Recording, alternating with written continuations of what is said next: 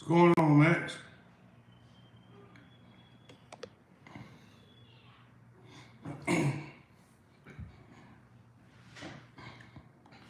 Can we get a couple more people up in here, man, before we start this little talk?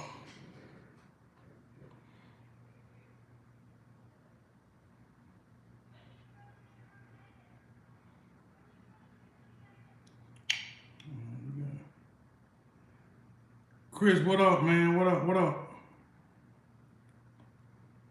We got 5. Probably gonna get up to about 10, and we gonna. OT, what up? What up, man? Y'all, everything good on this end, man. We up to 6. See, can we get up to 10?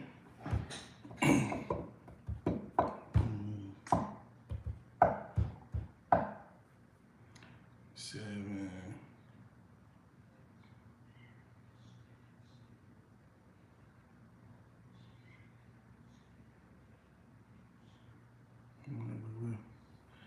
It's 7. All right, man. Everybody that's up in here, man. What's up? Hope everybody having a good day, man. Hope y'all had a good start off to y'all year, man. So, but anyway, we started talking about productions, man. Y'all want to get down in the comment section, ask questions. Y'all know how we roll over here. Try to be very transparent as always. But I don't know if y'all follow me on Instagram, man. My Instagram is No Days Off Kennels. So I know if y'all don't notice, most of my pictures I put hashtag production matters, right? The thing about it, the reason I do that, man, the reason I harp on production so much. I mean, for y'all that's new to my channel and new to me, I am trying to create a bloodline. I mean, that's my purpose of breeding the American bully. You know what I'm saying? I'm trying to create my own bloodline. I'm not really into all this. I mean, I guess what you want to call a quote unquote hype, or I mean, thing about talking about money and all that. I mean, I'm more in it for the dogs and building breeding what I think should be, well, my version of the American bully, which, like I always tell everybody, breed as close as possible to the standard as you can. But I mean, you know, I don't know how many registries it is now, but I don't keep up with all of them. I just, you know what I'm saying, I try to stay to, I mean, because the only 2 registries I have is my dog's registry is either UKC or ABKC, and the ADBA. You know what I'm saying? I do use the ADBA, but the reason I say production, I mean, it depends on what kind of breed you are. If you in it for the money, and this conversation or this topic, it doesn't pertain to you, because most of them you gonna sell them anyways. But for you guys that are looking to improve the breed or to improve your yard by, you know what I'm saying, keeping your productions and breeding that way, instead of buying, I mean, instead of just buying dogs and breeding dogs, getting rid of them, buying dogs and breeding, as long as you're trying to do it through, you know what I'm saying, sticking to your vision and bringing your dogs, this conversation is going to pertain most of y'all, because y'all have to understand this. You cannot build a bloodline if you don't keep none of your productions. I mean, your productions is pretty much the road. You know, like when they talk about like laying down a brick road, the productions are the bricks that are being laying on the road. You know what I'm saying? You have to understand where you're going. And I mean, first of all, you need the vision in your head of what kind of dog that you're trying to create, I mean, bring into this world, or bring into existence, put it like that. So, I mean, I kept, off of my first litter, which was Thor and Pepper. Right now in my possession, I have 5 of the dogs.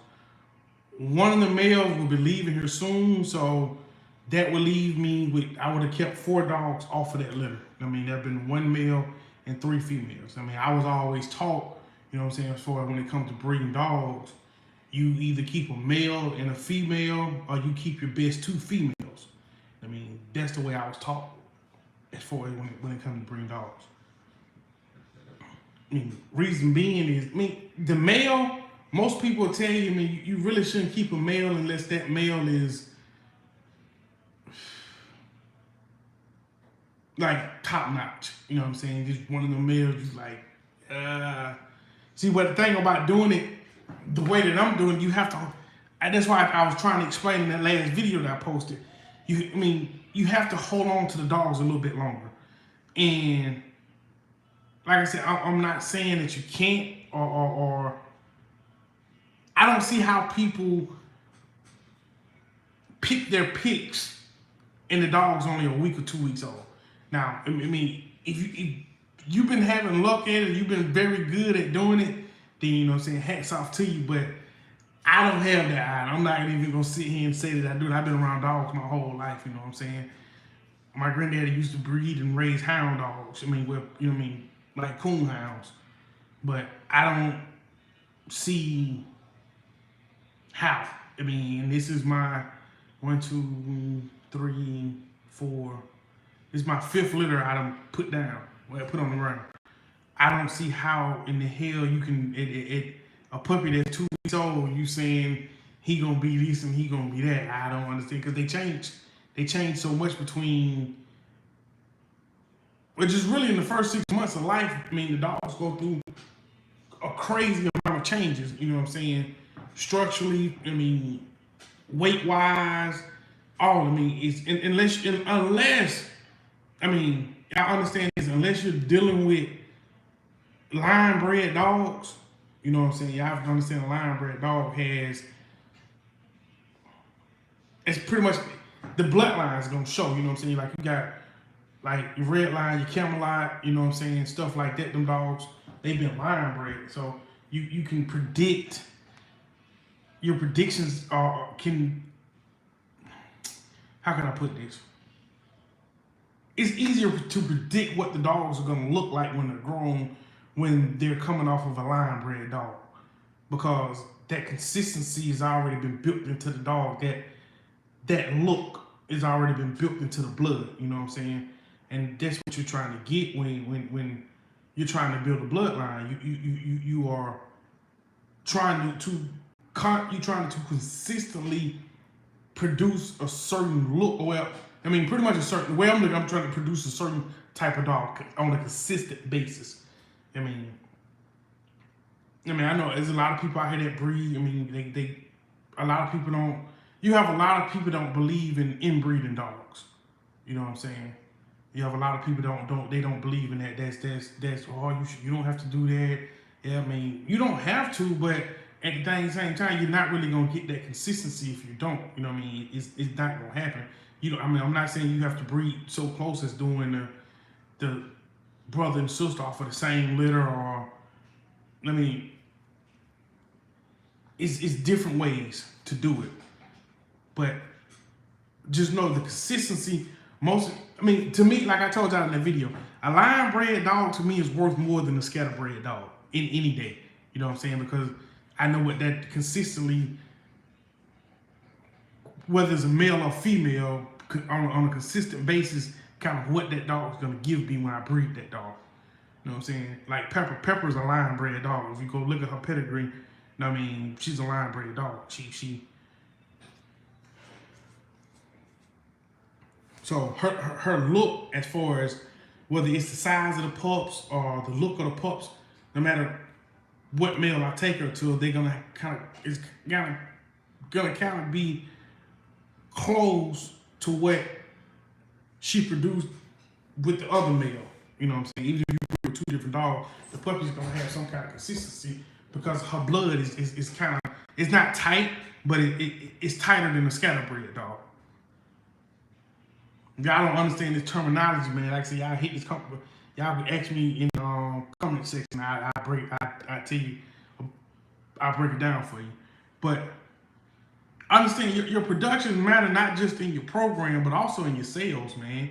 As far as you want to look at it from a money standpoint, you know, I have to, and it's just not big name breeders with the consistency, man. You have a lot of small time backyard breeders that are producing some damn good looking dogs. You know what I'm saying? On a consistent basis, just because the name doesn't make the dog. I want everybody to understand it. Just because you got it, I mean, and that's a lot of things that's a lot that I see in the game right now. You can have a badass female dog sitting there right there in front of you. I'm talking about just spectacular, hands down, damn good looking dog. And the first question, man, let me see her pedigree. What? Like, they're saying the proof's in the pudding. You know what I mean? The dog's sitting right there in front of you. I mean, she's a damn good looking dog. You know what I'm saying? Just because this dog had, I know y'all have seen these dogs 8-time DAX, 9-time DAX, 11-time DAX, and the damn dog don't look nothing like DAX. You know what I mean? It's all about how the dog, it's all, I mean, yes, the pedigree does matter, but to a certain extent, it kind of does, because you don't, when you're dealing with scatterbred dogs, you know what I'm saying, you don't know what you're going to get. It's like fucking, it's a toss-up. So, I mean, when I say scatterbred, I'm talking about you bringing two dogs together that have no relation to each other. So it's a toss-up. I mean, you have people saying, oh man, it's going to be a fire litter, it's going to be this, it's going to be that. I mean, that's just hype. I mean, that's just them trying to put hype behind that breeding. They don't know. I mean, just because, like I said, that's the difference between line-bred dogs and scatterbred dogs. With a scatterbred dog, you don't know what's gonna come out that breed. You know what I'm saying? Because it's all about who has the dominant genes. When you're dealing with line-bred dogs, I mean, you're gonna get a more consistent look. I mean, it's gonna be more consistent when you're dealing with dogs that have relations to each other. It's gonna be more consistent. But because I mean,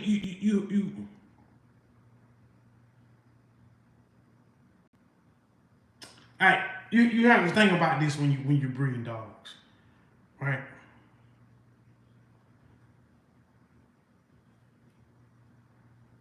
Everybody say match up the pedigree, right? You're trying to match up the blood of this and that. Understand that when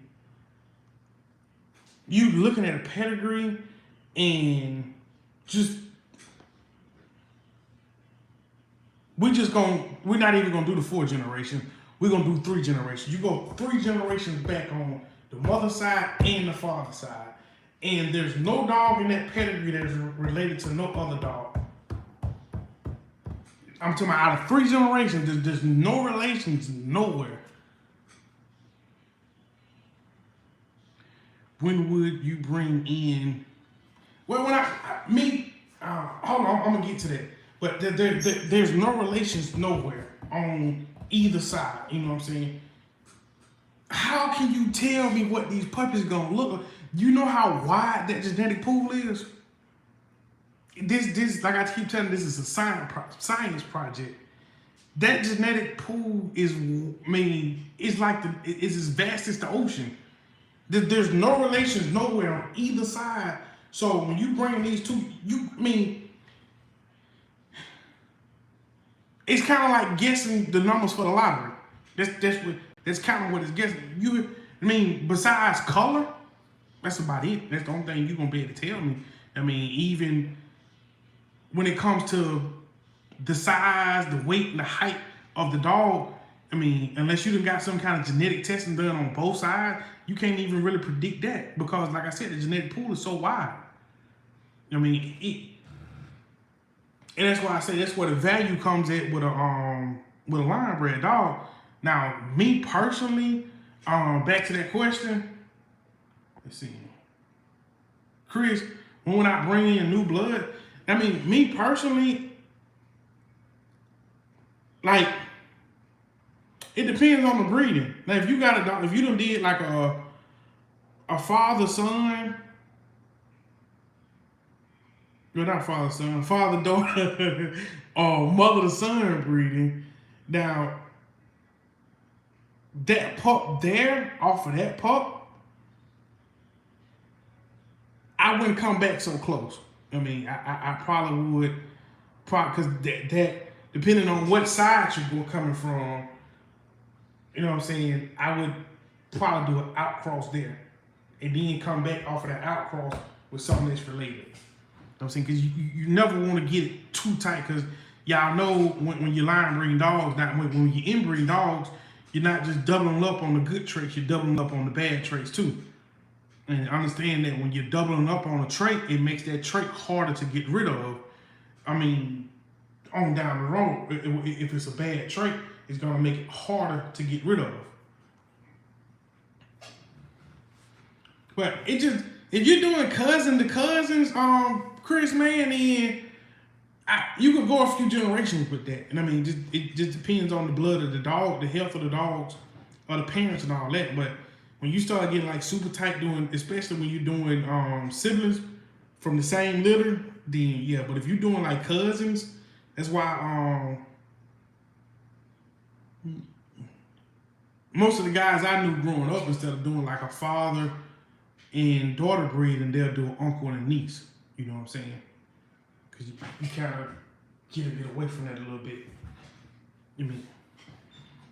But yeah, I understand. Most of this is like I said, it's a science project. You know what I mean? It all depends on what you're in it for, what you're trying to produce. You know what I'm saying? Understand that when you're breeding dogs, like I said before, that have no relationship to each other, it's a toss-up. I don't give a damn what nobody tells you. It's a toss-up.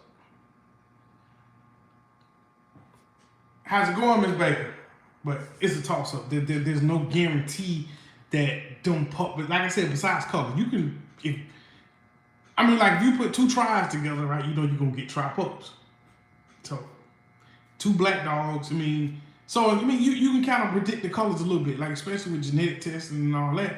But most of the time when you're doing dogs that have no relationship, it's a toss-up, man. I know a lot of these guys pump these dogs up saying, oh, this, he gonna do this, he gonna do that, blah, blah, blah, blah. They don't know, unless they got a gang of productions off of that dog, you know what I'm saying? Then you can kind of tell, like, okay, well, I know my boy, if he's consistently putting bone on dogs, you know what I'm saying? His pups consistently coming out with big bones, you know what I mean? Then you can like, okay, well, he's dominant in that area, he gonna throw you a bone, you know what I'm saying? But then again, you really don't know, because you don't know how dominant the female genes are. It's still a toss-up, you know what I'm saying? So, but that, well, in that case, but like, let me back up. That dog, like I said, with the bones, he's consistently throwing bone. That's where the productions come in at. I mean, he got productions on the ground, so you can kind of do your homework on what he's produced on the ground, you know what I'm saying, with certain dogs, because now you can go back.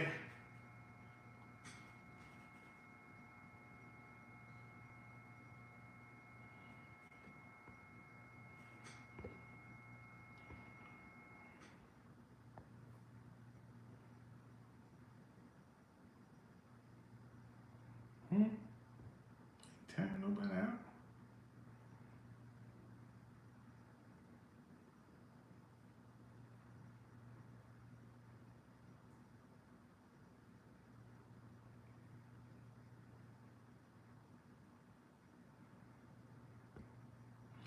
Yeah, OT, man, I see what you're saying on that comment, man.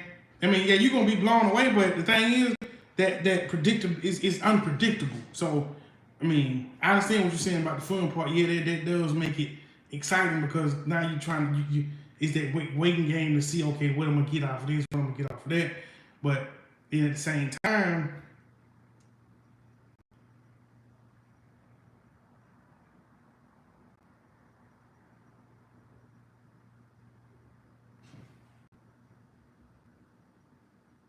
let's see, who is that?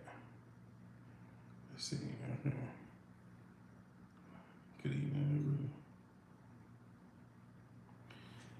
Pump 17, man.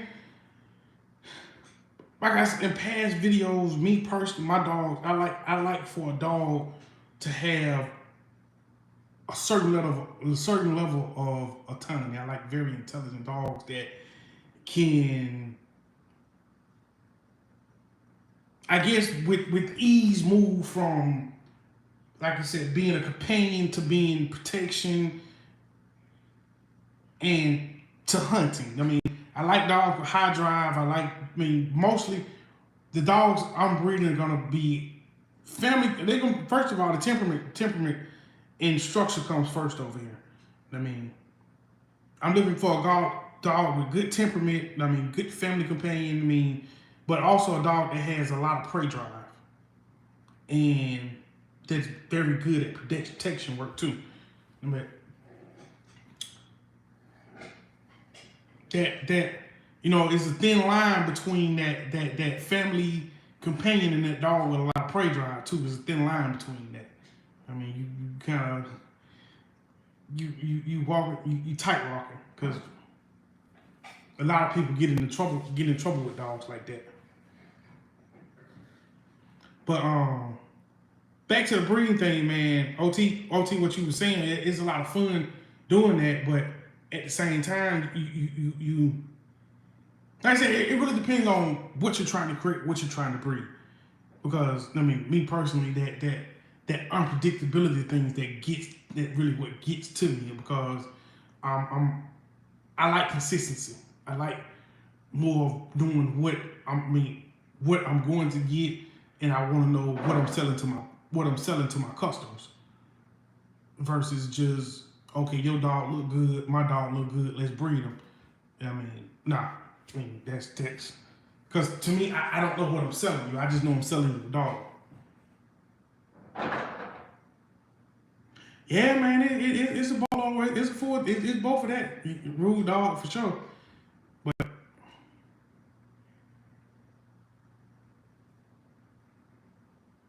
okay, cause I have bully camp, man. So the last live I went on, challenge, she dropped 5 pups down there, man. I know for sure for y'all that's on, it's gonna be probably but she only had 1 female. Yeah, temperament. I mean, y'all have to understand the temperament of a dog. In my experience, drive has a lot to do with that. I mean, as far as the temperament goes on the dog. I mean, that temperament thing is genetic too. You have to understand most of this stuff. Happy New Year to you too, Black Crow, man. But I know the temperament is genetics. You know what I'm saying? You if you go back to the old, old school bulldogs, D Game and what up? You go back to the old school bulldogs, old school pits and stuff like that. Nobody really, if you get back into that, all right, Pump 17, appreciate it. You get into that, I guess you want to call it dog fighting realm, or even to certain yard dogs, you know what I'm saying? People they didn't care how the dog looked, you know what I mean? It was more based on what the dog could do. It was more based on the dog's temperament, his attitude, you know what I'm saying? If your dog was a damn good hunt dog, like a good catch dog, I mean, something like that, and I was looking to put a little bit more of that into my dog, I would breed to your dog regardless of what he looked like, you know what I'm saying? It was more about performance back then versus the looks. Y'all understand, in the bully community, 90% of the shit is based on what the dog looked like. Nobody really cares about, most of the people don't. Now, I'm not saying all, that's why I say most people really don't care about the temperament and, you know what I mean? Shit, a lot of them don't even care about structure and health, you know what I mean? But, I mean, most of it is based off of looks with the bullies. The American bully and everything is pretty much, it's a designer dog, man. Y'all have to understand that's it.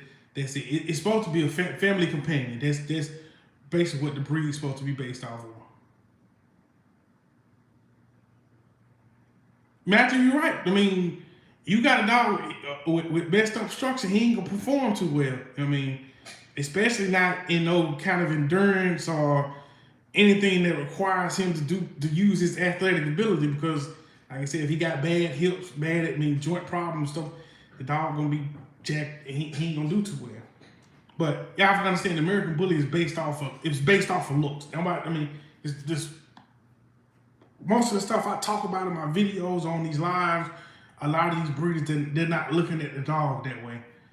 And that's why I repeat again, I put more value on a line bred dog than I do a scatter bred dog, because I know what I'm selling. That's why I'm trying to create a line of dogs, a line of American Bullies myself, because I feel more comfortable in that realm because I know what I'm selling my customers. Like right now, I can give you an idea of what I'm selling you. Like the guys that bought dogs off of Pepper and Thor, like I told them, I knew from the parents that the dogs was gonna have a lot of autonomy and they was gonna be very intelligent, because both of the parents are.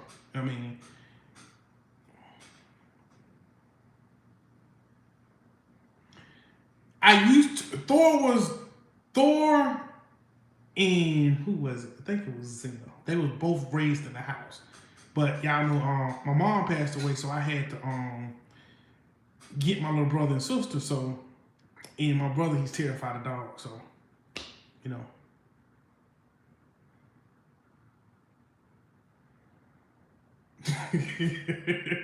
Well, man, them exotics, that's a whole nother breed, Matthew, man. That's a whole nother breed. That's a conversation, man, that, whew, I try not to get on that, man, because them dudes, they real sensitive. A lot of them, they real sensitive. You got people that buy them. Yeah, fat boy, I got a lot of old school blood on my yard, man. If you look at the way my dogs are built, you know what I'm saying? It's more the old school bully, type. You know what I'm saying? I don't really follow the hype of, an over exaggerated dog that really can't do nothing but lay on the couch and stack up and look good. You got dogs walking around the show ring, breathing like they've been out in the woods hunting. You know what I mean? That's crazy. So I feel you on that, man. I love that old school look, that old Gotti look, the old school razor edge dog. That, like Thor, that lion look, Thor and Colossus got, that lion look, that they buff in the front and you go back, it tapers back. I love that look, man. I don't care for them. I got a pocket on my yard, but she's here for a reason. I understand that. But I don't.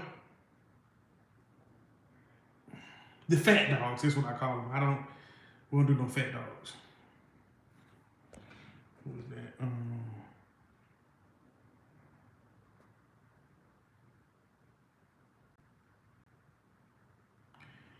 Well, Matthew, right now, Thor, my program is being based off of Thor.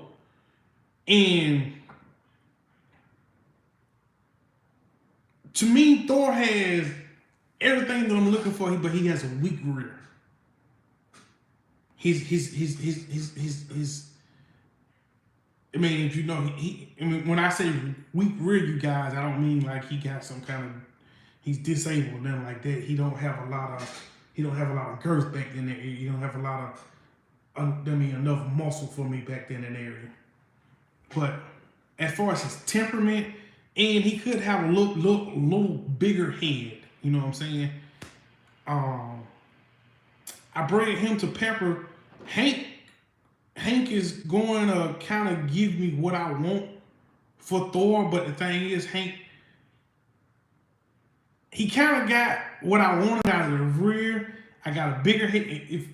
I'm gonna try to get a side-by-side shot of Hank and Thor, but he didn't get Thor front. He kind of took out his mother, but I don't know yet because Hank is just 14 months old, so he still ain't really spread it. Got his adult spread, as I call it, yet. But he got a bigger head. He got the thicker rear that I wanted. You know what I'm saying? But I'm hoping he just widens out a little bit more in the front.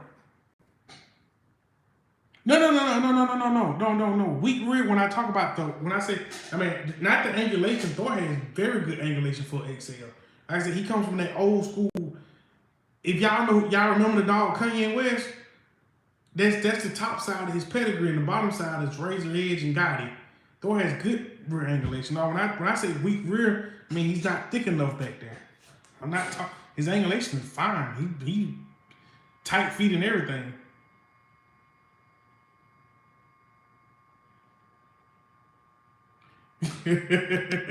I hear you, fat boy, man. I hear you. I said that in one of the videos, man. I don't need no dog. I got to pick up and take out running with it. It's not my style. I mean, I want you to see my dog, and I want you to take 2 steps to the left, like, what the hell is that? And do he bite? Yeah, Thor is tapered, but this my wife come in, y'all. That's her baby. So to her, he's perfect.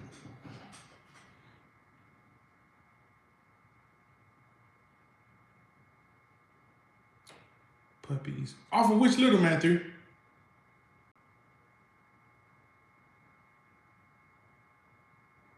Yeah, she making. You can't talk about women. You can't talk about women children. I mean, that's her child. Ain't he just a dog? That's her child. But now, y'all, like, to me, Gotti, the original Gotti, you know what I'm saying? The OG, the one that the bloodline was based off of. To me, that was a perfect dog. You know what I'm saying? That's my style. I love that old. I wish they would bring the old bully back, because Down is just like it's a designer dog. Man, you better bring the stretcher, man. You better put that dog in a stroller. You better not walk that dog.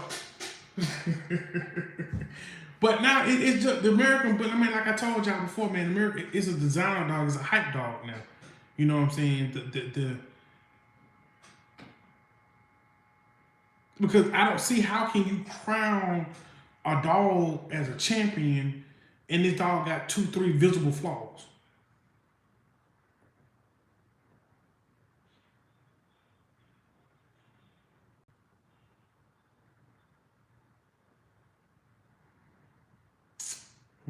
I had to see Matthew, because them pups out there, man. I've been, my wife, she done raised them. She done took care of them. I've been on the road. I'm just not really getting back there to get a good look at them. But they mama Scarlet. Now Scarlet, as far as structure goes, probably has the best structure on my yard. I'm just going. She like I told y'all in that video. She's not the biggest. I mean, I think I just posted a free stack video of her on my Instagram. Like, it's just natural. You look at this dog, and like it's like she always stacking. Like, good rear angulation. She got nice rear end. Only thing she doesn't have is a head. That's it. Other than that, a head. I would put a bigger head on and a little thicker neck. But other than that, I mean, as far as structure on the body, dog is practically almost flawless, man. Like, real talk. Like, she's just one of them dogs to where you just look. I mean, if you're a structured guy and you are a structured guy, girl or guy, and you like them dog, like, yeah, she catch your eye every time. Every time.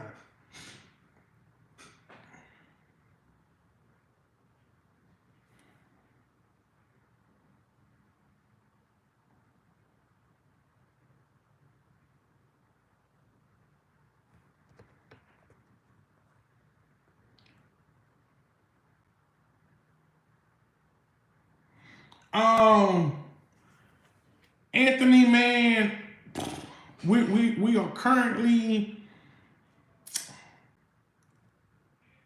I'm waiting on the DNA kits for those pups to come back out there. And I think we're gonna start the price on those pups, the Scarlet pups. I think the price on those is gonna start at 1.5. Channel pups. This litter here with channel, everything that leaves here, unless it's pet home, is gonna be at least $2K. But the the Scarlet pups are gonna be the last pups that I'm gonna have priced under $2 grand. So they're gonna probably start off at 1.5. And then I know I got one girl out there. I'm going to pet home her.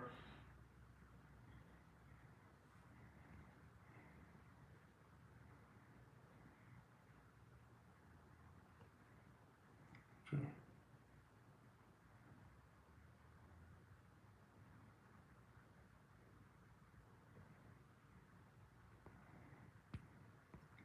Let's see, hold on.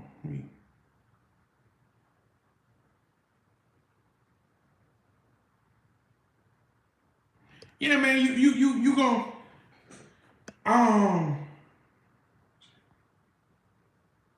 fat boy, man. Yeah, you. That's a good thing, man. I use it. I mean, my XLs. I think I usually do 3 because you know it depends on the maturity of your dog.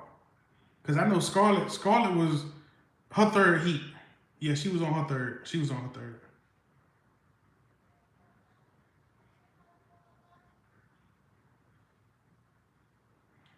Yeah, and that's what we go for here, man. Functional, good structured, functional family dogs, man. With a lot, they got a lot of drive, a lot of drive. You know what I mean? Like I said, the guys that done got dogs from you will tell you, man, they gonna do what you need them to do, or whatever you want them to do. They gonna do it. That's what we focused on over here, man. I'm not really into this hype thing about building these over exaggerated dogs with, I mean, all these built-in health problems. This is what I call them. If I look at a dog on my, y'all have to understand that's the reason Debo's still here. Debo and Hank is from afar they look like twins, but Debo had growing pains. Yeah, bigger dogs do mature slowly, Matthew. That is a very true statement. A lot of people don't understand. That's why I say I don't see how in the hell you gonna tell me a 2-day-old dog gonna end up looking like this. I mean, unless it's a lion bred dog. Yeah, they were. But y'all understand, Debo had, man, weak pasterns. He had very, very weak pasterns to where, I mean, to the point his bones was going too fast for his ligaments. So he had like a crazy little walk. I don't know if y'all can see it in a couple of those videos, man. There's I used the sugar roll, I changed his food and all that. It was just a case that the food slowed it down, the protein, me dropping the protein, giving him them sugar roll tablets, it helped out a little bit, but not a lot. You know what I'm saying? But now he's actually jumping up on top of the doghouse, sitting on top of the doghouse. Because he got big feet. The dog has big feet because when he walks, he throws his feet out in front of him when he walks. Oh, excuse me. But that's the reason he's still here because, like I said, I'm not going to sell anybody nothing that I wouldn't buy. I mean, if I pet home a dog, that dog is going to be pet home and I'm going to tell you what's wrong with that dog. You know what I'm saying? Or the reason that dog is being pet home. I'm not trying to sell nobody nothing that, I'm not trying to get over with anybody. I'm not trying to sell nobody nothing that I wouldn't buy or nothing that I would want somebody to sell me without informing me about the issues with this dog. You know what I'm saying?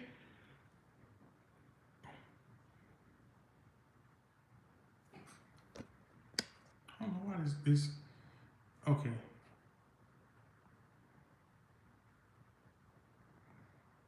Yeah, he hit a real good rough growth patch.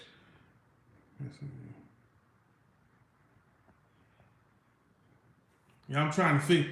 Y'all got excuse. I'm missing a lot of y'all comments, man, because these I'm trying to learn how to work this live, how to get these comments to stay up. Because every time I hit the button, they still disappear for some reason. But no, man, the thing is about, especially with breeding dogs, man, for you guys on here that's new to breeding or just getting into breeding, man, understand this game will take you a long way, man. That's one of the things in life. Honesty will take you a long way, man. I don't give a damn who name is on that dog or what blood that dog has in him. if you know that dog's jacked up or that dog has some kind of problem, man, let the customer know. Put the ball in the customer's hand. If the customer still want that dog, okay, then it's on them. But inform that person about that dog. And the thing about the quality aspect of these dogs, I mean, that saying beauty is in the eye of the beholder, I mean, it comes in, it plays a big role right in that quality thing here. Because what might look good to you might not look good to me. You know what I'm saying? And that's why I don't never tell nobody what prices to set on their pups. I mean, that's not my place, because I mean, that's between, like I always tell people, that price or whatever you sold the dog for, that's between you and the customer.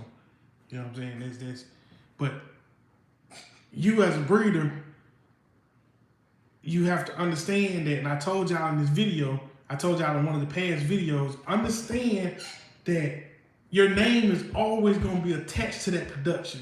Understand that.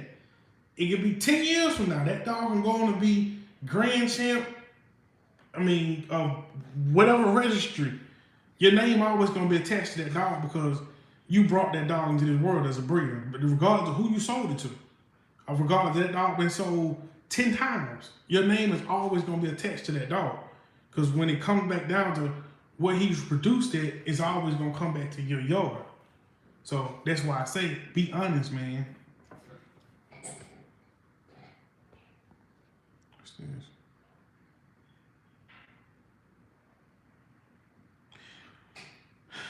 Well, man, the way my dogs, as far as how to interact with people, I have to understand it is one.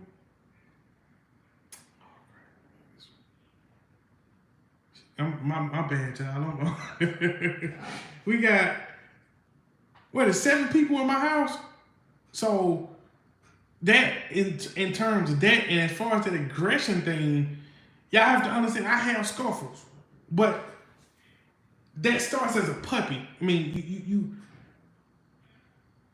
you have to assert yourself with these dogs. You know what I'm saying? You have to assert yourself. You have to let these dogs know what you're going to tolerate and what you're not going to tolerate. You know what I'm saying? My dog, the worst thing I can do to my dogs is put them up while everybody else is still out. It's just like sending a child to timeout, and they know with me, they're not coming out for the rest of the day. And when my wife's in control, it might be 2-3 days before you get back out again. You know what I mean? So it's the part about asserting yourself, but then you also have to have a way of disciplining your dogs to let them know that, because trust me, a lot of people say don't, but they do understand when they have messed up. You know what I'm saying? The thing about, you have to be consistent. That's the thing a lot of people don't understand with these dogs when it comes to training these dogs or teaching these dogs. It's all about consistency. I mean, dogs love structure. They love order, because if they was out in a pack, they would have structure and order. So you have to implement that in the dog's life at a young age. You know what I'm saying? You have to start, and you have to be consistent with it. Don't let the dog get away with it. Don't discipline the dog today and then tomorrow be like, oh, I don't feel like it. Now you're confusing the dog. So whatever you're not gonna tolerate, be stern about it. I mean, be stern and firm about it. Don't let up off the gas when it comes to it, because if you do, you're gonna confuse the dog. Then it's gonna cause problems later on down the line. But as far as the dog aggression, you have to understand a lot of that is genetics now.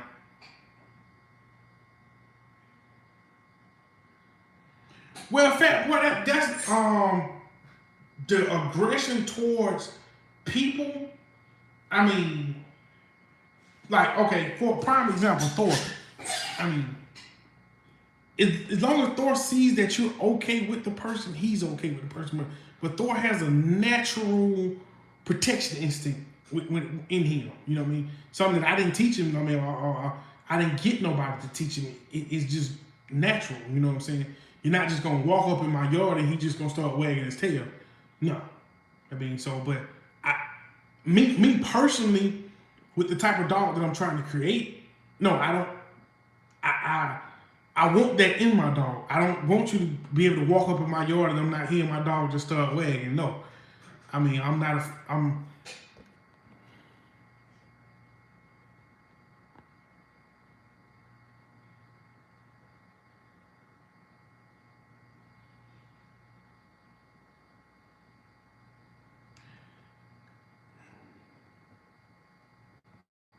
okay, fat boy. I mean I understand that too, but you know what I'm saying.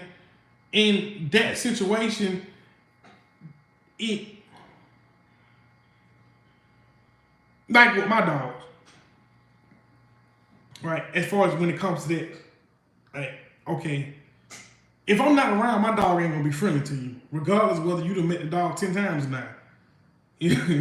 My brother-in-law comes over here and he been knowing the dogs since they was puppies, and if they were behind that gate, they would tear him a new asshole. I mean that really in my,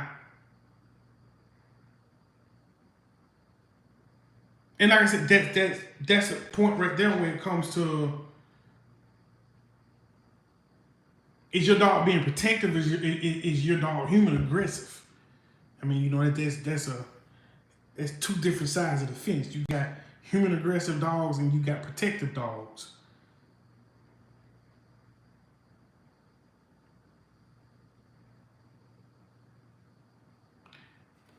Matthew, not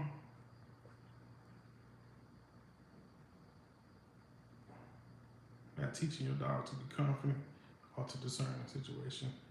You talking about am I teaching my dogs to be confident?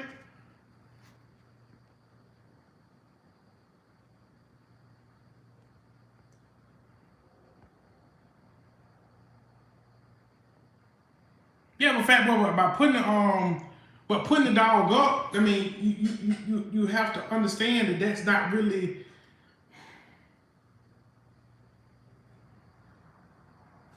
Well, like I said, you have to understand. First, you need to learn your dog. Learn if your dog is people aggressive or if your dog being protective. Because a human aggressive dog is different from a dog that's protecting his property or protecting his family. You know what I'm saying? That's two totally different things, and that putting them up in the room, it could backfire on you. You know what I'm saying? Because that.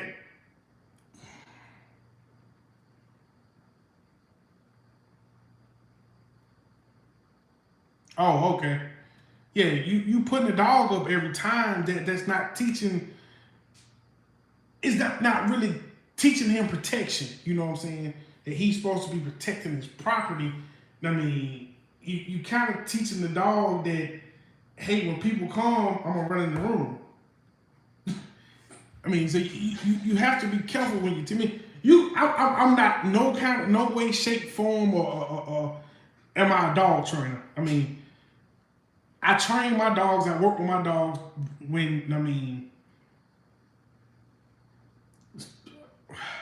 how can I put this? I train my dogs how I want them trained. You know what I mean? I'm not a professional dog trainer, but that I just know that's not really a good idea, fat boy. Every time, I mean, somebody you don't want to put them up, that's not really a good idea because you're not really teaching the dog to protect the house or protect the family. You kind of, you know what I'm saying?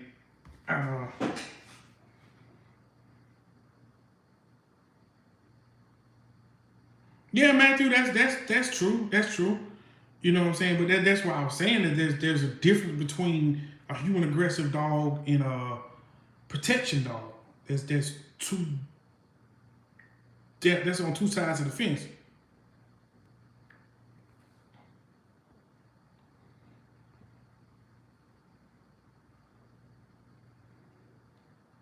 Well, fact, well on that man, I like to tell you, get with a professional trainer, and they'll kind of give you a better understanding of what I'm trying to tell you. I mean, because like I said, the protection thing is something totally different than the aggression thing.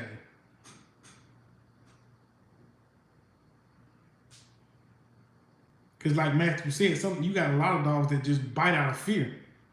You know what I'm saying? That they're not really being aggressive. Is more of they're scared, and that, I mean, the only defense they have is their teeth. So that's why I said get with a professional on that. I'm not a professional dog trainer, man, so I can't really give you any kind of sound good advice on that because I don't really dig into that realm a lot. I know what I know to teach my dogs, and that's about it. Because like I said, every dog's different, just like us.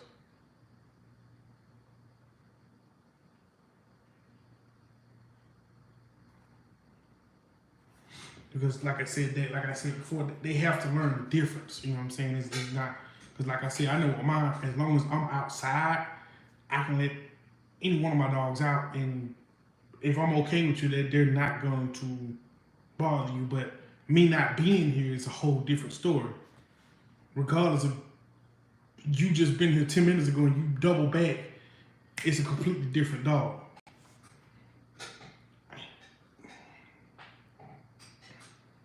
And that's the thing I was trying to say, by you putting them up, you have to learn, the dog has to learn the difference.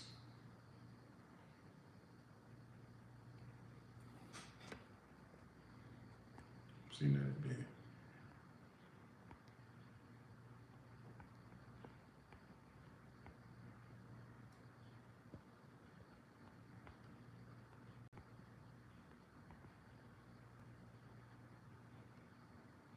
And back to your question, as far as the other dogs in the yard, that part is, it's the males. I'm just it's the males. Like Jug and Thor don't get along. They don't. I mean, I can let them out together, and I guarantee you within 10 minutes it's gonna be a scrap. I mean, it just don't happen. Now, Jug and Thanos don't get along, but it's a different level. Him and Thanos have, I guess, a boundary they set up. You know what I'm saying? If you don't do this, I'm not going to do this. You know what I'm saying? But him and Thor, well, pretty much Thor want to kill him. It's not really a good idea to have them two out together. But him and Thanos, they kind of, I mean, you get a little, and then it'll just be there. But him and Thor, no, they on a death, they got a death match going on. But y'all have to understand, all dogs are not going to, especially when they're not going to get along. I mean, you can fool yourself like, okay, this is gonna be that. I'm in control. I'm doing. You got some dogs that don't like each other, just like people. You got some people that don't like each other. I mean, point blank, period. I mean, but that's something you have to address. I don't care how pretty of a picture some people may paint. Like, you can make all of them get along. I mean, there's especially when you got as many dogs I have. It's too many different personalities. I mean, it's up to you as the owner. I mean, or a breeder or whatever you want, title you want to put on yourself, to learn your dogs, to learn who gets along with who don't get along with who. You know what I mean? But I mean, especially when I think I know I'm past 20. It's 20 some dogs out there. So I mean, even with the females, they have their little scuffles. You know what I'm saying? But it's like that. It's over with. And Pepper, for example, Pepper get into it with the males and the females. It don't depend on how she feeling that day. But it's never out of control. You know what I'm saying? And you have to understand that there must be, in order for you to have a healthy pack, there must be structure.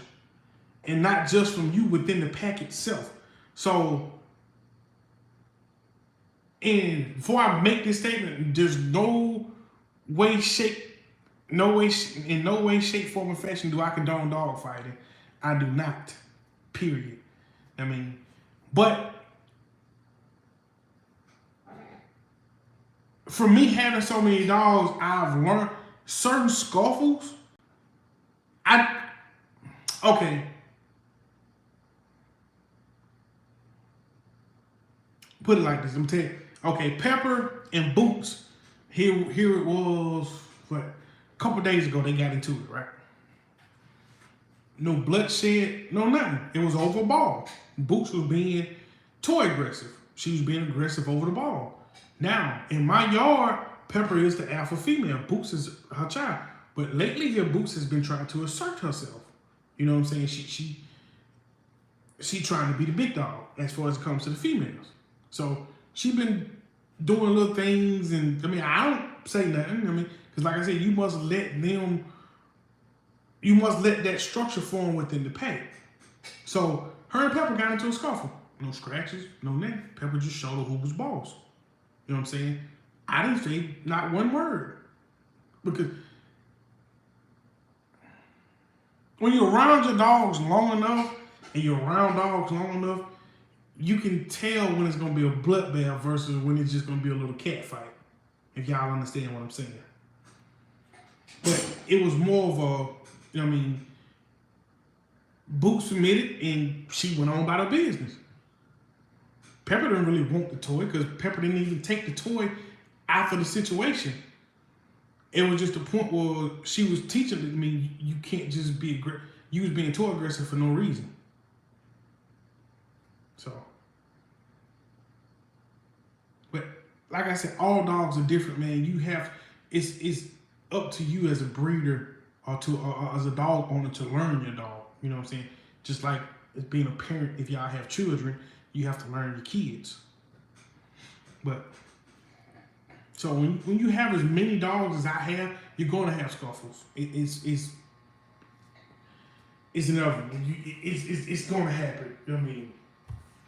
You got certain dogs that are just quote unquote problem children. They gon' oh man. Like I said with Jug brought this upon himself. Because Thor, as far as the males go in my yard, Thor is the alpha. But Thor's not one of those chest poked out, tail up in the air, strutting and stuff, showing everybody he the top dog. He's not that kind of dog. As y'all seen him playing with Colossus and Thanos, I mean, he's not an aggressive dog in that manner. He's not. You know what I'm saying? Jug came as he got older. Jug started trying to assert himself. Thor never bothered him because at first it was him and Thanos. Y'all remember the dog Loki that I had to get rid of. Now him and Loki, Loki wanted to kill him. It was just that it was either get rid of Loki or get rid of Jug. You know what I'm saying? That was it. It was no, because Loki actually broke out of one of the pins one day to get at him. So it was either, I mean, there was no coexisting with them to nowhere. Period. Whether it's in the pin, outside of the pin, it didn't matter. Somebody was gonna get the business. But so after that, after I got rid of Loki, and so Jug continued to just walk around, tail up in the air. I mean, that body language, peeing on everything, scent markers. Dog just okay, whatever, going on about his business. Like I said, he's not that kind of dog.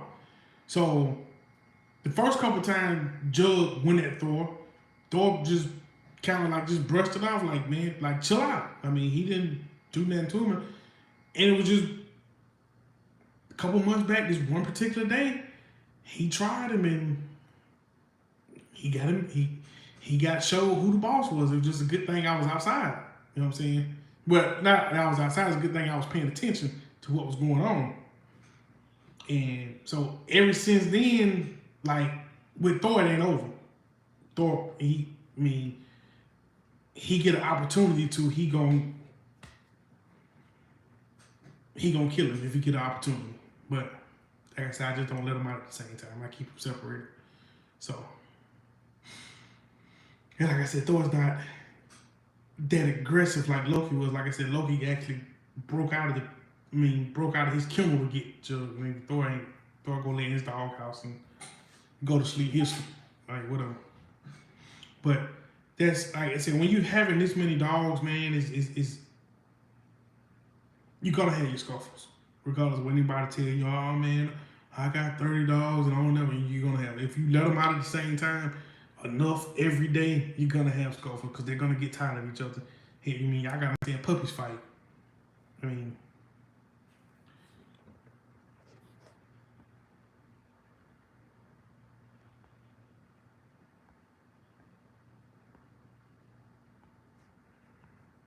But back to the production thing, man. That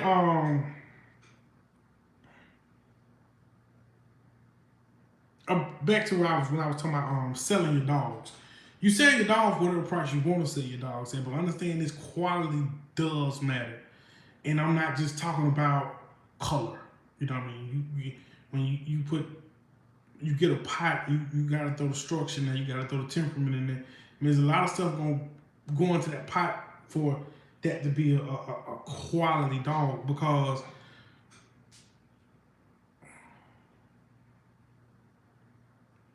understand that just because, I mean, because like I said, okay, the American Bully, like I said, is a designer breed, right?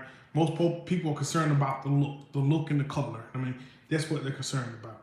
So mainly, that's how the dogs are priced based off of color and the parents, right? So, oh man, the price, like I said, is up to the breeder. But like I said, to you guys that are breeding dogs, man, be honest. That's the only thing this about as good advice I can give you guys. If you know that dog, like I told y'all in one of my videos, you know that dog ain't worth $4,000, man. Don't put no $4,000 price. Somebody pay for it, but at the end of the day, you're gonna hurt yourself. Because if the dog doesn't turn out, you know what I'm saying, that's just one of them things to where you sitting there. Now, you probably going to end up missing out on a couple customers because they don't want out there. Now they didn't put smut on your name. I mean, and even if it's not true, they still going to try to keep people from buying dogs from you. So just be honest, man. Just be honest. You like I said, you have the right to price your dog at whatever price you want. You have the right to put whatever price on your dog you want to put on your dog, but at the same time, be honest. Be honest. If you know that dog ain't worth that, he ain't worth that. So, I mean, like I told y'all before, I put more. I put more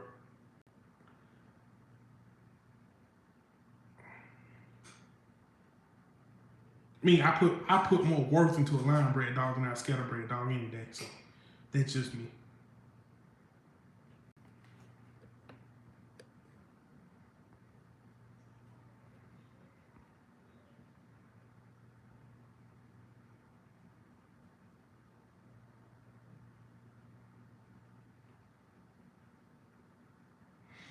Yeah, Matthew, I just seen that comment. More breeders need to be ejected, like too many all show quality litter. I mean, yeah, you right, bullshit.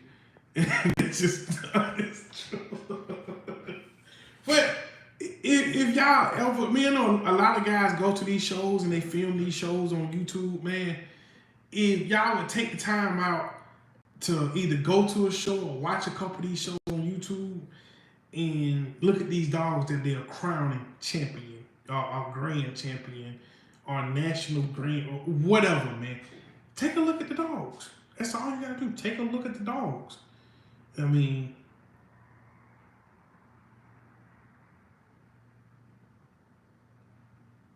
Mr. Gilmore, what's going on? And Kenny, you interested? I just don't know where to start. Man, understand, okay, for starting the kennel, man, you gotta have a passion. You gotta have a passion for these dogs. Any of these guys on here that breed dogs and know somebody that breed, you gotta have a passion for it, man. If not, you ain't gonna take care of the dog. And your kennel ain't gonna last 2 days because it's a lot of work, bro. Understand though?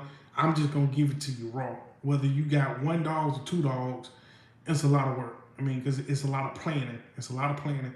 And as you know with plans, I mean, that shit don't always go as planned. So you, first of all, have a passion for the dog, not just breeding.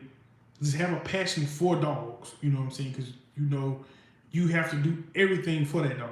Everything. Your dog ain't nothing that besides licking his own ass and his balls is about all he gonna do for himself. I mean, you have to do everything for that dog. So understand that you must have a passion for the animal, period. I mean, and then if that love and that passion is there for the animal, it'll go from there. I mean, there's really no specific advice I can give you because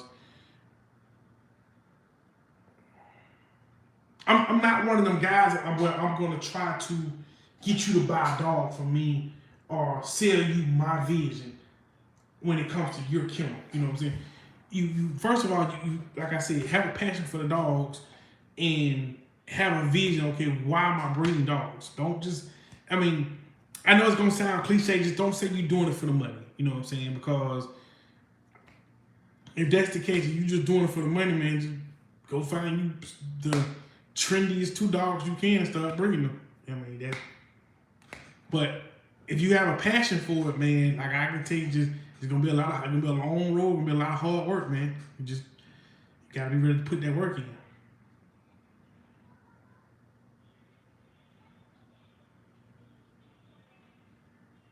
I mean, it just so a lot of people look at me. I mean, I had an understanding of what I was getting into. I mean, I had a very good understanding of what I was getting into. You know what I mean? Like I said, in my videos, like I said, put the dogs first. Main thing, put the dogs first. If you can't put the dog first, then just get you a pet. Just get you a pet. Because, like I said, when it comes to breeding these dogs, this is a whole different world. This is a whole different world. Like I said, hats off. I commend my wife for stepping in and taking my taking up the reins while I'm out on the road. You know what I mean? I still got a family I gotta feed. I got 25 dogs here right now that I'm taking care of and I gotta feed. So like I said, I'm going through a 50-pound bag of dog food a day. And like I said, I don't really feed. I feed middle of the road. I feed Diamond. You know what I'm saying? Most of my products are Diamond products. So I know y'all seen that picture, that Force Drive. Y'all know that it's a Tractor Supply brand, but Diamond makes the product. Diamond makes Force Drive. So you gotta look at. I'm spending $40 to $50 a day just on dog food. Cause that's how much feed. But that's my choice because of, like I said, how I run my program and how long I keep my pups. You know what I'm saying? That's why my feed bill is what it is, because I'm choosing to build a bloodline. I'm not just breeding dogs to be, like I said, to make money or quote unquote, or just to be breeding dogs. No, I have a vision. I have something that I want to create, something that I want to do.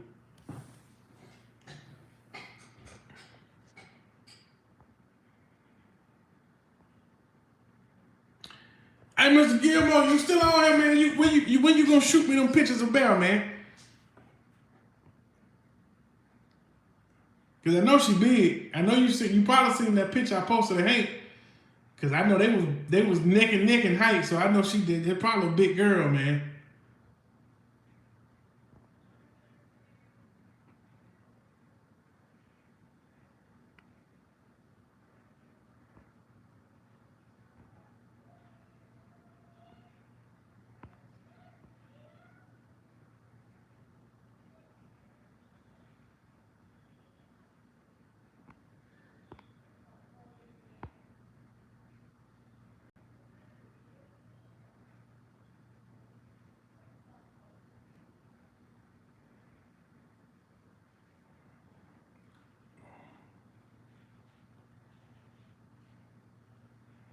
And yeah, Kenny, man, if you interested, do you know what class bully you trying to buy? Carlos, what you mean? What about Merle? What about the Merles?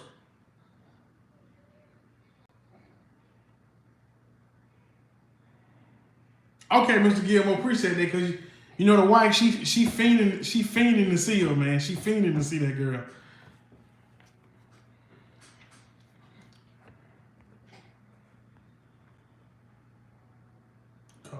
Carlos, what you mean? What about the merles, man? I ain't really. I actually got a stud credit with a merle. Y'all, who's that? HBK Haggard. Y'all heard about over there, Biggest Bullies. So, what you mean? What about the merles? I ain't got no problem with the merles, man. I really don't have no problem with the merles. I mean, y'all gotta understand that was. They accept it now. I can't really say anything about it, you know what I'm saying? She holding her own. You know she got a long way. She got a long way to go, man. I mean, they 14 or 15 months now. They got a long way to go. She got, especially filling out, cause like I said, I put Hank on the scale last week. He was 120 pounds. So, you know, I think Thor stays between 120 and 125, depending on how he feeling about his food. So, but he already taller than Thor though. He got a bigger head and everything. But Carlos, back about the merles, man, I said I don't have no problem with the merles, man. I mean,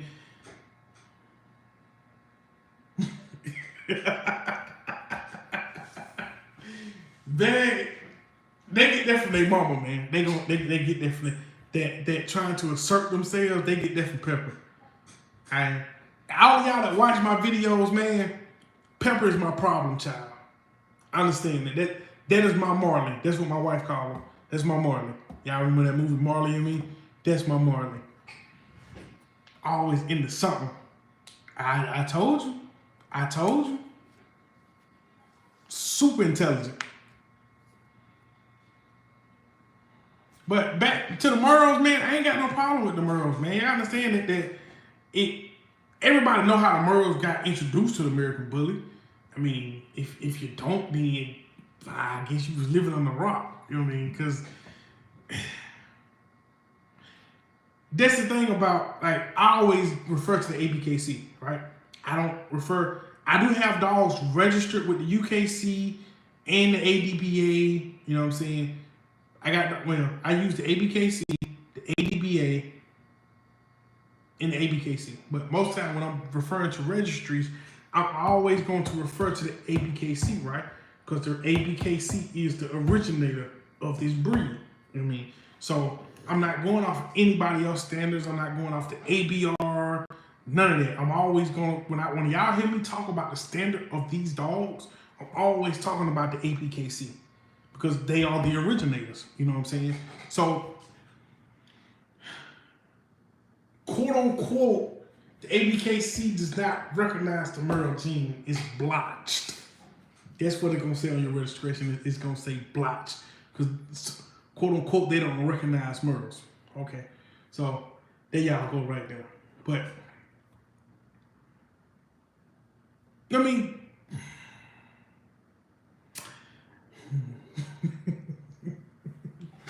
y'all have to understand, man, this is a hype breed. This is a designer breed. This is a money breed. This is a hype breed of dogs. You know what I'm saying? Shady shit been going on with these dogs since they was created. I mean, as y'all remember, the pockets used to be the exotics. Understand that. Y'all remember when they had them fucked up pockets. If you don't, go look on YouTube. Go back a couple years back, man. Yeah, most of them exotics got a whole bunch of health issues, but when they first started with the pockets was the same way. A lot of them pockets had health issues. Shit, a lot of them pockets was going across the damn ring and dying. So, I understand these dogs, the pockets, a lot of them,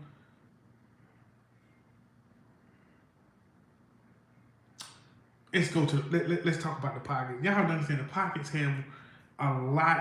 was started with a lot of unhealthy dogs. I know y'all everybody heard that they bred the American Pit Bull Terrier with the American Staffordshire Terrier to create the breed. You know what I'm saying? Yeah, I understand this. You got pug in these dogs, you got English bulldogs in these dogs, Frenchies, Boston Terriers, all that shit. You know what I'm saying? In these smaller, in the pockets. Now in the exotics, they kept the ones that was the most fucked up. Right? That's where the exotic come from. The more fucked up the dog look, the more exotic it is. That's just the God's honest truth. You know what I'm saying? I'm just who got the most health problems? That's the exotic breed. Like I said, yeah, I understand. They clean the pockets up. They did a damn good job cleaning the pockets up. But y'all gotta understand that they used to have a lot of pockets back in the day that was just like the exotics. They had same shit. But like I said, this is the merle. Y'all, most of y'all, when you get to these big dogs, man, because I know one guy said something about they got the merles from the English bulldog. Maybe it might be true, but y'all understand the AKC, the American Kennel Club, does not recognize the merle gene in the English bulldog. You know what I'm saying? Me, I know as far as the big dogs go, most of these guys, because I had a merle back some years ago. I posted a picture on my IG of her. It was some years ago, man. Probably about 9-10 years ago, I had a merle. Cause y'all, I mean, most of the merles came from the Alapaha and the Catahoula. You know what I'm saying? The Alapaha blue blood bulldog. Y'all don't know, look it up.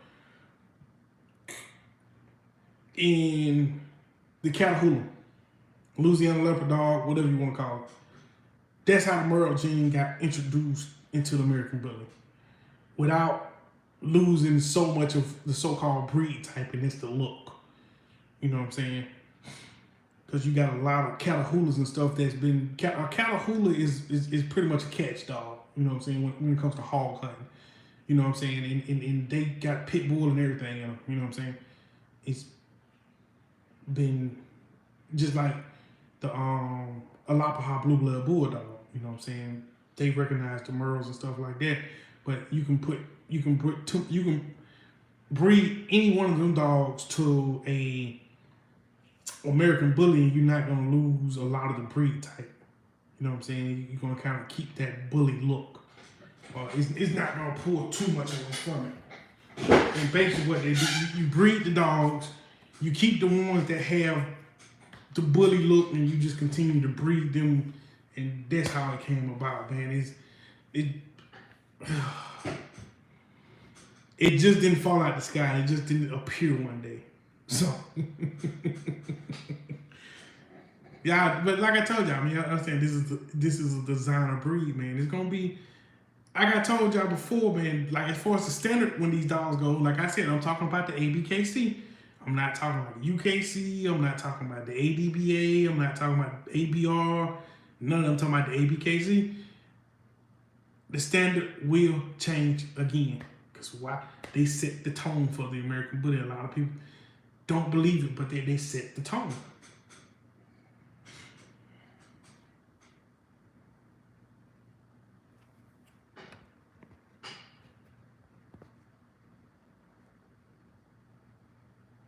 Yeah, Mr. Gilmore, the merles do have they have health issues. It just depends on how they're bred, man. Y'all know that you never breed a merle to a merle. You never do that. That is, it's like a death sentence for the pups.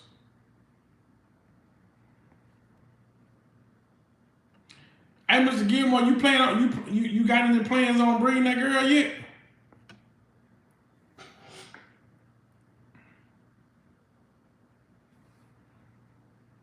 Yeah, I'm taking I'm sourcing out a stud right now for Lucy.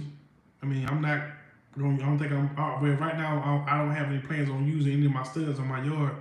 I'm probably gonna find some outside the camp to breed her too.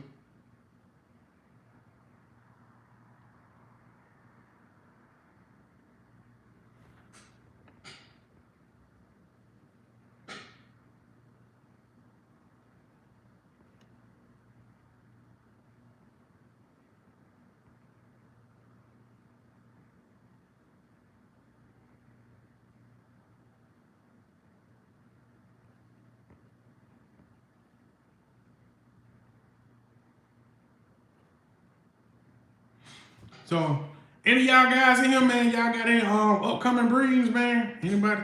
What is 11 people left in here? So y'all got anything coming up? Any breeding coming up, man?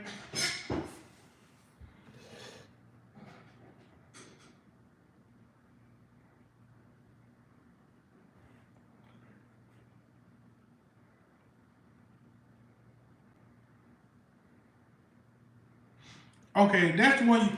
I think that's the dog you were saying. Bayou Kennels, didn't you? I think you had said something about that before.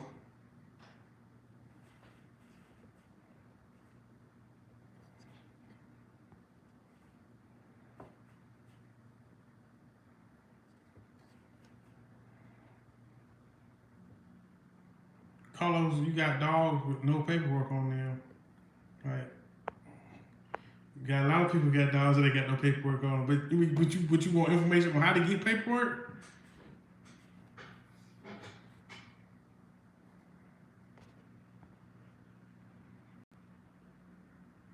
Okay, yeah, they're gonna be a good combo, man. They're gonna be a good combo. That's that think that nigga got that think that he got that pro blood that pro bull blood, right? Yeah. They gonna be a good combo, man. I might have to come shop with you, Mr. Gilmore. Let's see. Bonafide, I dropped one last night and a month and a half ago. We keeping them all. Hey, man. That's all I can say, man. Everybody told me I was crazy. Holding on to these dogs that long. And like I said, man, when you love them, man, it's different. It's different. Y'all that's in here, man, y'all have to understand that, man. When, like I told y'all in one of the videos, I come from an area of dog, man. You know what I'm saying? Like I told y'all earlier, I in no way, shape, form do I condone dog fight. No way, period. But like I said, I grew up around a whole bunch of pit bulls. I mean, guy from my grandma, he had over 60, 70 dogs. One of the guys I got one of my first pits from, he had over 100 pit bulls, man. All in the woods, everywhere. And it just, I mean, I know a lot of people, I mean, because I guess money is, I don't think that's talked about in the bully community for real. You know what I'm saying? It's where everybody look at everybody come jump in this bully game, and it's money. But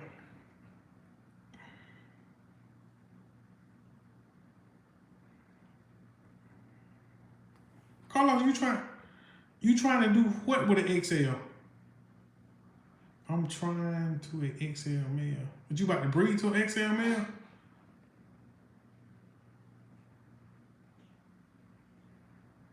Okay, Mr. Gilmore, because she should. Well, I know Panda, the girl I posted today, that's that all black, well, the mostly black one that I kept, she's just not coming into her first heat. Lucy and Boots about to go into their second heat, but Panda, she's just not coming into her first one. I tell her I'm probably gonna wait till the brown about the. I'm probably gonna wait till the third heat, but the second heat she should be good to go, man. But that's gonna be a good combo.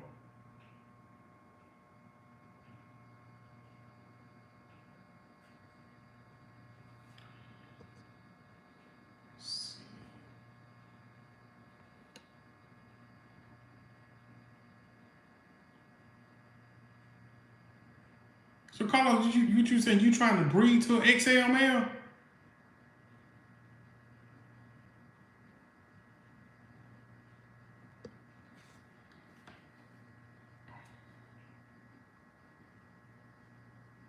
Yeah, she. It depends. I mean, that's why I'm trying to ask. I mean, how big is she? Because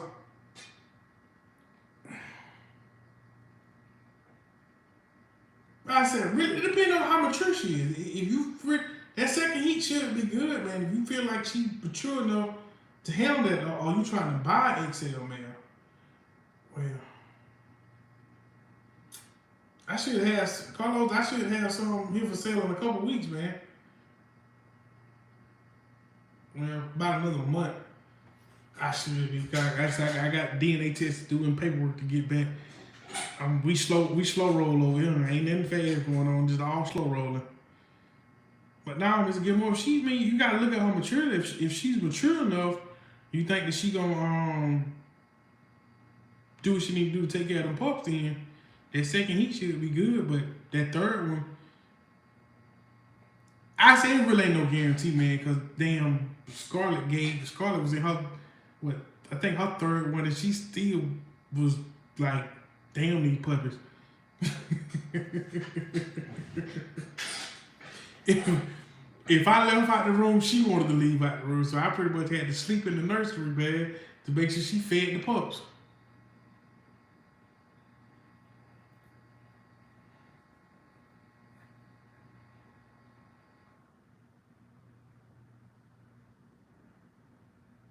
Yeah, they as Lucy, all of them here, they still act like big old puppies, man.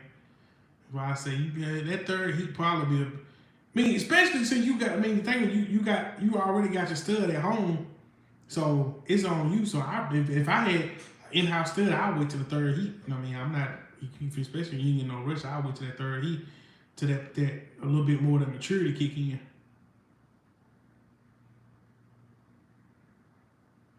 Yeah, she anything like these ones right here, man, they big babies.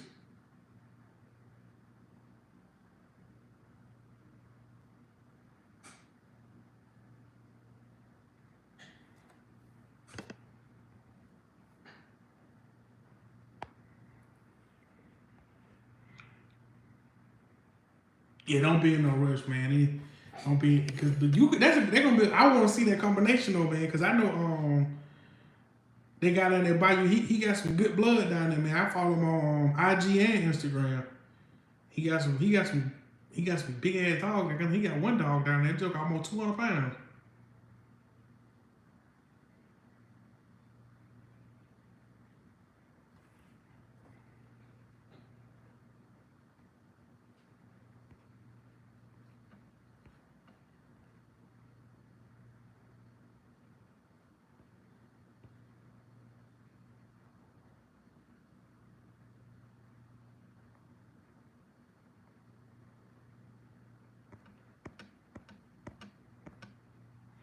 Yeah, I know she over 100 pounds though. I ain't gonna ask it. I know she she right at 100, cause she was her and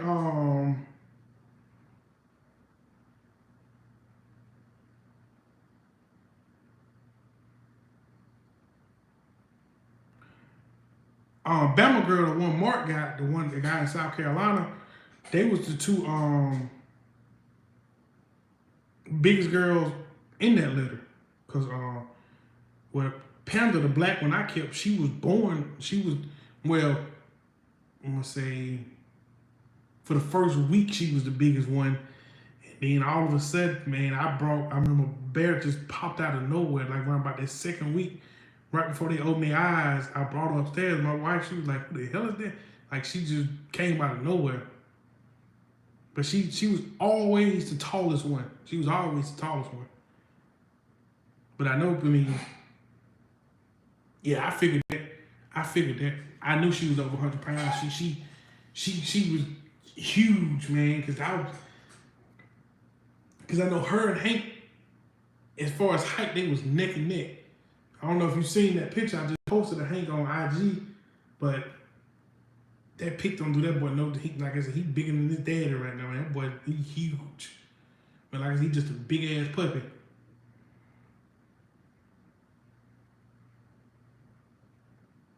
Yeah, so yeah, man, I remember I did this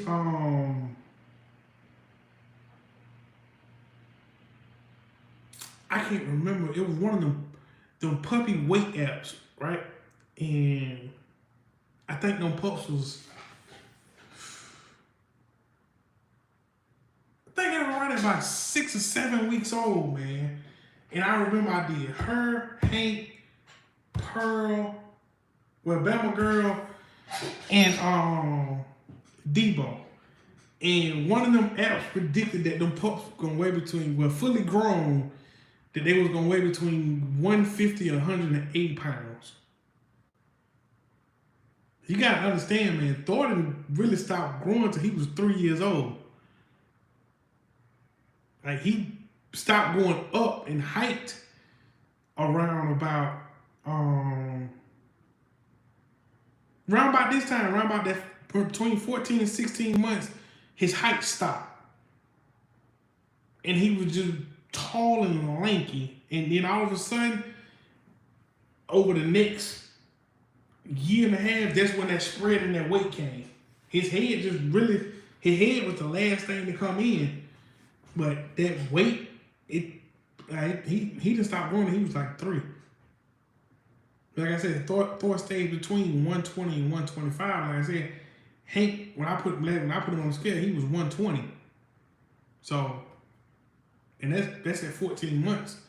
So, like I said, you're still looking at another year and a half of I don't think he's gonna get no taller, but you got another year and a half of putting on weight. So, like I said, I told my wife I think he probably gonna top it. I say 150. That's why I think he gonna top out at. But I told you she was gonna be a big girl. I knew that just even when you came and got her.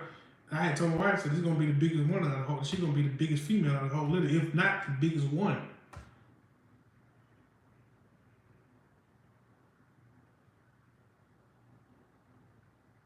Cause you know once she put them puppies on, she sure enough gonna thicken up. Once she had a litter and recover from that litter, she sure enough gonna thicken up.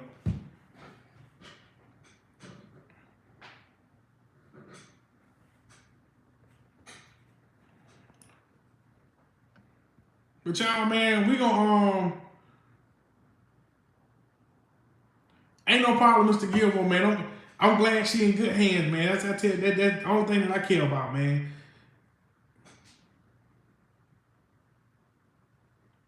Yeah, Chris, they don't understand, man. Them dogs go through all kind. Really, like some people say, 2 years, not with them XL, man. You looking at 3-4 years, man, for them dogs even before they stop growing. It take 2.5 years really for them to slow down. But yeah, but Mr. Gilmore, man, I can't. I tell my wife all the time, man. I'm so happy that between you, Jaquan, Josh,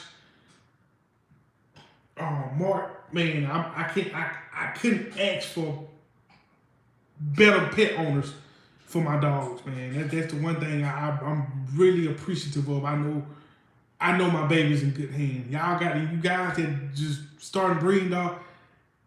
Like I said, love the dogs. I mean, even though they're not my dogs anymore, they still always gonna be my dogs. Y'all understand what I'm saying? Okay, Chris. That's what's up, man. But y'all gotta understand they always gonna be my, because I mean I produced it. I'm just glad they're in good hands. And for y'all taking damn good care of them, man. Damn good care of them. I'm just happy to see that. You know what I mean? I'm happy that y'all happy with the product that y'all got from me. Y'all have to understand that's the most important thing as a breeder, man, and making sure that you put your animals in good hands. Like I told you, that's why I'm not really in no rush to get rid of my dogs. You know what I'm saying? Because I feel like if you really want to get a dog from me, you're going to get a dog from me regardless of how long it takes. You know what I'm saying?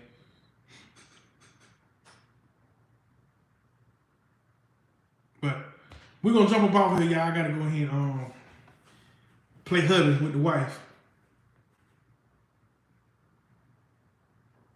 Okay. Yeah, man, Mr. Gilmore, I know she nice, man. I know she nice. Like, y'all gotta, my wife wanted to, did it leave? I don't know if I'm live or not, but yeah, say live.